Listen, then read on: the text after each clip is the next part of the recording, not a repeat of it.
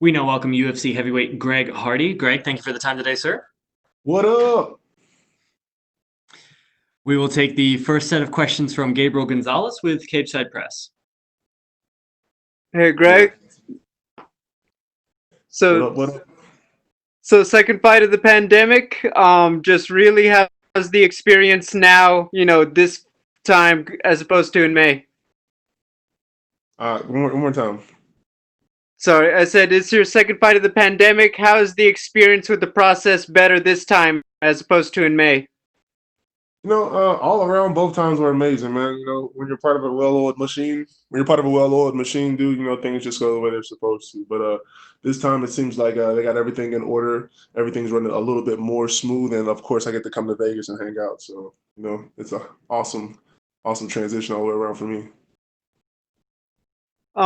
This is, we're used to seeing you be quite active. This is a, bit of a big gap between fights for you. Can I ask just what have you been working on in the last few months that you can reveal? Everything, man. And it's not a surprise. Prince of War as a fighter always comes back as a whole different fighter, and that's what you're gonna get, whether it's a 2-month break or a 22-day wait. But I'm super sad about not being able to fight, back to back to back. A couple things happened, a couple opponents pulled out, but we took that time to just enhance on my overall MMA IQ. And I think we haven't had a lot of time to build on that, and that time allowed us to add on that and add a couple of people to the team that I feel like are a necessity. Final question from me, just what are your general thoughts on Maurice Greene as an opponent? Good guy, tall, lanky, got a lot of weapons. Feel like he's an ideal opponent for going in there and putting on an entertaining show. Yeah, thank you, Greg. Yes, sir. We will take the next set of questions from Cote Cruz with the 4-to-Win podcast. Good afternoon, Greg. Nice talking to you. Yes, sir. Pleasure. They say you learn more from your defeats than you do from your victories. Under that logic, what would you say you learned after the fight with Volkov? Yeah, that one was a learning experience for sure, man. I think I learned how to be a fighter. That was one of my first fights that I had to actually make adjustments in fight. That I had to deal with pain, deal with broken hand, all kinds of different things, and like just pull through adversity and make adjustments. And that's an aspect in fighting that I really had not been introduced to yet. It was always gameplay, and it was always go out, execute. A lot of my fights were quick. And that was one of the biggest 3-round fights, no inhaler, that I've had so far. And and I think that was just the biggest takeaway right there. Just the complexities of being an MMA fighter and how to work and persevere on the move. Yeah, under the same topic, every time we see you, you're making huge improvements. Do you have any new improvements, new surprises for this fight? Come on, no, that's not even a question. For a fact I got everything in the bag for you, man. It's a Prince of War production, man. There's no way that I can't. We've been especially with what, like 6 months off, dude. We've been in the bag, entertaining in ways that I probably won't even pull out this fight. So just know that in the future we got some crazy stuff going on, man. I'm not human. I'm a special, one of the best, sickest athletes on the planet. I just think that me coming out and not showing improvements and adjustments that are leaps and bounds is not enough. So trust, I got you. After 4 years of starting your professional career, which things keep being as hard as in the beginning? Showing up every day, man. This is a grind different than I'm used to, simply because there's nobody making sure I got a schedule in front of me and I got to go to this practice and this treatment and this assignment. So it's just grueling, waking up, getting ready to go to wrestling practice and workouts and stuff like that, man. Just consistently staying on every single detail, because if you're not a well-rounded fighter, you will be taken advantage of, and that's something that I'm starting to learn. I see. I appreciate your time, sir. Best of luck on Saturday. Thank you. Thank you. God bless. We will take the next questions from Danny Segura with MMA Junkie. Hey, Greg. This will be your 10th professional fight here coming up this weekend. I guess, where are you at professionally in this game? Like, where are you at in your development? Where do you think you're at? I'm reaching assassin level, man. I had some valleys to get over. Not gonna lie, I had to go through some tough times with especially the last two fights. Just with the last one I didn't have to, but I prolonged it just to get the time in the ring and to actually fight the fights, and then Volkov having to figure stuff out and being there with an assassin, as you saw last weekend, real assassin. And man, honestly, hold on. What's the question one more time? Like, where do you feel you're at as far as your development? Like, what kind of stage in your career you're at now that you're 10 fights Yeah. in, pretty much? Honestly, I would say if I was a C level fighter before, or even a D level, yeah, I would say I was a D level fighter before. I moved up to like the B class, man. And I've added some tools and I've added some knowledge to where I'm about to start finishing fights and headhunting. Looking for a number beside my name. It's time. Yeah. And when you started around your 10th professional fight, did you more or less think you'd be sort of where you're at in your career right now, as far as not only within the UFC, but also, your skill set? Oh, for sure, man. And it's the nature of the beast for people to forget that before 2.5 years ago, I didn't know how to throw a punch. Yeah. I didn't know how to throw a leg kick. So I'm so far ahead of where I was supposed to be and where I thought I was going to be that we're in a whole different we're in a whole different planet. This is a whole different organism. It's just it's unhuman. So Okay. Yeah. So safe to say you're more than satisfied with your progression so far. more than satisfied, but I wouldn't even use satisfied. I'm more than happy. I'm so unsatisfied. I want to take it up a couple of notches because I'm starting to realize to get to that gold level, man. By this time next year, we need to be a top rank level. We need to be top 10 talent. We need to be moving as if I've been here for 10 years. Yeah, that was my next question. Like, how much longer do you think fans will have to wait till, I guess, we see you sort of reach a level where you're among the best heavyweights, so you're top 10? You think a year from now you'll be there? Honestly, I've thought about that a lot too, and I've gotten a lot of questions and talk about my opponents and this, that, and the other, man. But Maurice Greene was just ranked, guys, and I just Yeah. fought the number 4 heavyweight in the world. That just, what I'm saying. He dropped back down after our fight and just assassinated another top ranked guy. Like the people that I'm fighting are a joke. So I think not even a year. Like in 6 months, of course, I want to go on this whole most active fighter in the world um, tour again next year and knock out 6 or 7 fights. If Dana, holler at me, please, and improve that. But I think we could do it in like the next 6 months, man, for sure. Okay. And lastly, I believe for your last fight, you sort of switched things up and you didn't train at ATT. I believe you trained in Texas, if I'm not mistaken. Where did you do this training camp, and can you give us a status sort of where you're at as far as the team is concerned? No, I've been an American top team all the way up until this last camp, until this one right here. And, COVID kind of pushed us into that position to where the gym was closed and I really couldn't get my coaches in. And, they were protecting their guys and trying to get people out. And I had to go ahead and make a move to where I could get more individual attention, man. And I went and solicited some of the greatest names. That's what I do. I go put myself in the toughest positions and I find the best people to work with me and I meet the standard. And that's what I've done with finding Rashad or being accepted by Rashad Evans as a student, and going back to Dean Thomas as a student, and I got a new boxing coach, Gary, and I got a great core team, in Michael Saltos and a couple other guys that were just holding me down. And I feel like being an individual and getting individual attention, and that is what was the best way to go. So that's what I've been doing it. Yeah. So your camp stayed in Florida. Yeah, definitely still in Florida. Okay. Cool. Awesome. All right. Best of luck in on Saturday. Yes, sir. Thank you, boss. We will take the next questions from Sumik Dada with Sports Kita. Greg, how you doing? How you doing, brother? I'm doing good, thank you. So last year you had 5 fights in the octagon. This year around things have been a little different. You'll be fighting for the second time. Are you hoping to regain that frequency of fights, or are you happy with this current schedule, like going 2 to 3 fights a year? I'm so unhappy with that, man. My biggest goal right now is to handle this fight. Of course, Maurice Greene is not a joke. He's a very game opponent. So I want to go out there and handle this fight. But after this fight, man, I want to stay in quarantine if possible. And I've voiced it a lot in my career that I want to be the most active fighter. I'm down for this. This is what I do. 16 games a year. This is my style. So I want to get back to that. I want to break some more records, get back out there and see if I can be the most active heavyweight in UFC again. And for this fight, did you have to make any big adjustments amid the pandemic? Oh yeah, we made a lot of adjustments. We ended up. I moved out the dorm this year.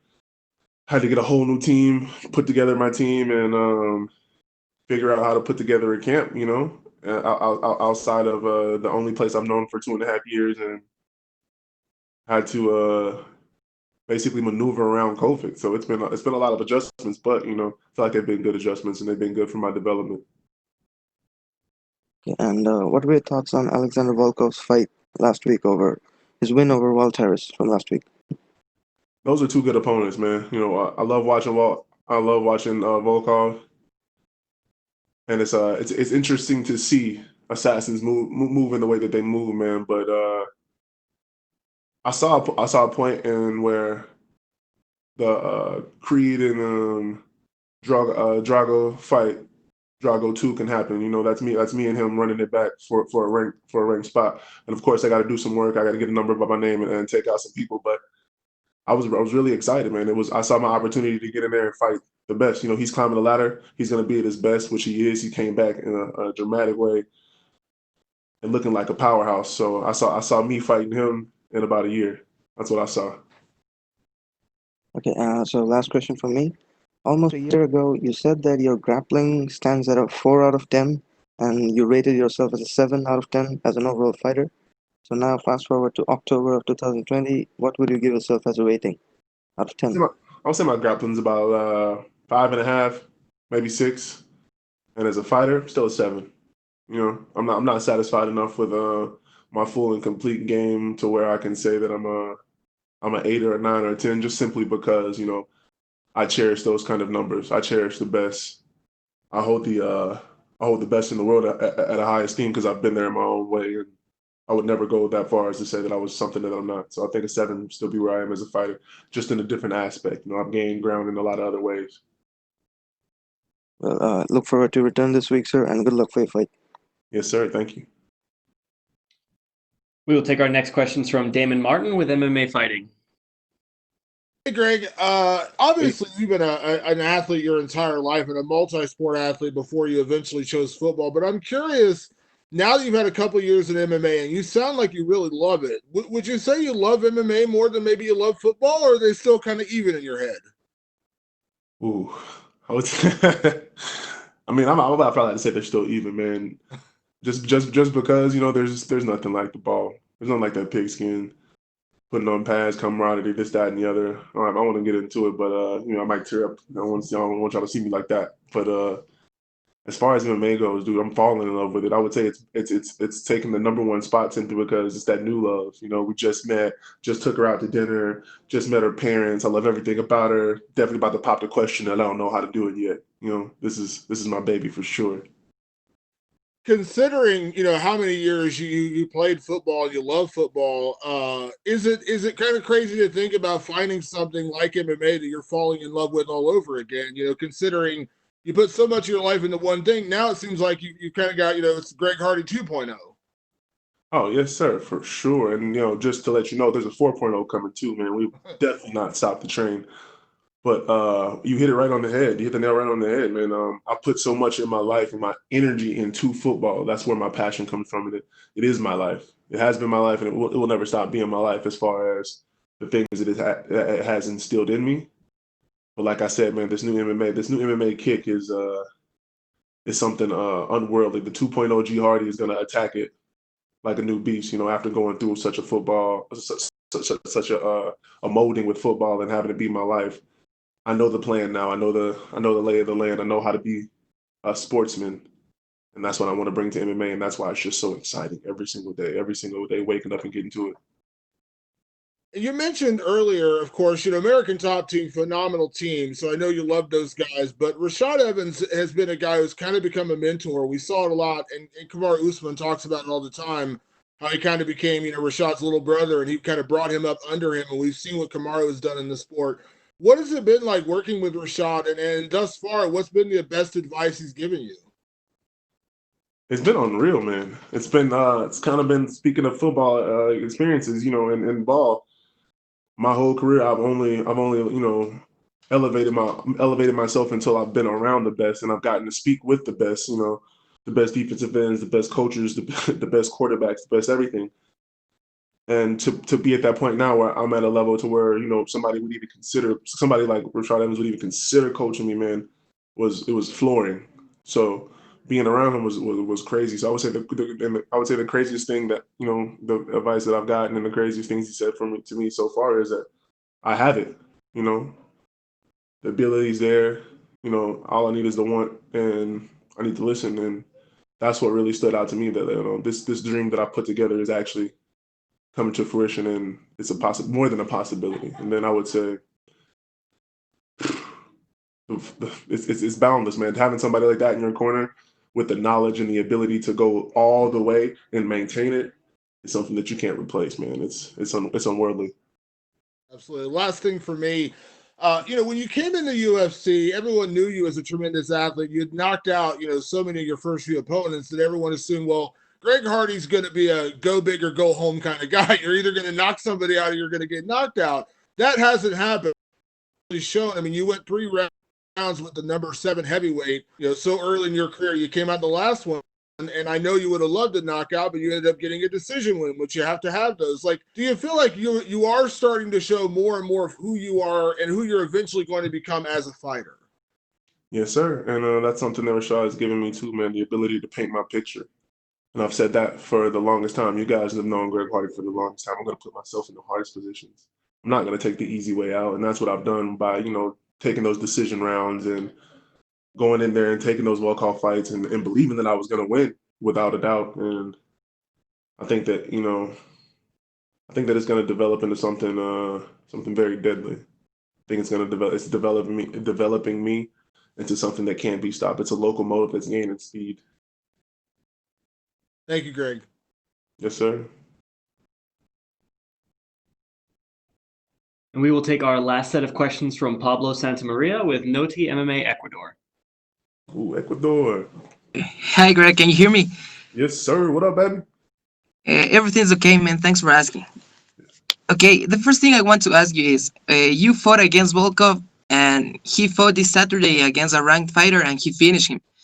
And against you, he got a unanimous decision. Do you think this result shows that you're one of the toughest opponents or guys in this division, and that you can give problems to anyone in the heavyweight division? 100%, man. And that's a great question. I think everybody should be asking that question. Walt Harris is a dominant person. He's already finished a couple of people in the top 10. And Volkov did finish him, and I think it was in dramatic fashion. So what does that say about Greg Hardy? And that's the question I want people to ask. I want them to know that I'm not a joke, man. Being one of the best athletes on the planet doesn't mean that, you are gifted and endowed with some special ability. It means that I have a set of cojones that are unmatched, and I'm one of the most dangerous people on the planet. Okay, I get it. So, what do you think is the most dangerous area of Maurice Greene, or which weapon is the most dangerous he has? I wouldn't say that he has a dangerous weapon. I would say that his ability to use all of the weapons are his most dangerous aspect. He can call upon a lot of different things. The ground game. He's got kicks. He's got punches. He's got length. He's got speed. So it's going to be dealing with the combination of everything that's going to be the trick. Okay, what's your prediction for the fight? Oh, I'm going to win. And it's definitely not going to go to a decision, man. We're gonna brawl this one out. I'm gonna have some fun. I get it. So, if you get the W, do you have a opponent on your head, or what? Well, yeah, we're about to go headhunt. I seen I seen Cyril Gaines. I don't know if it's true that he got a little number by his name. Tiavasa.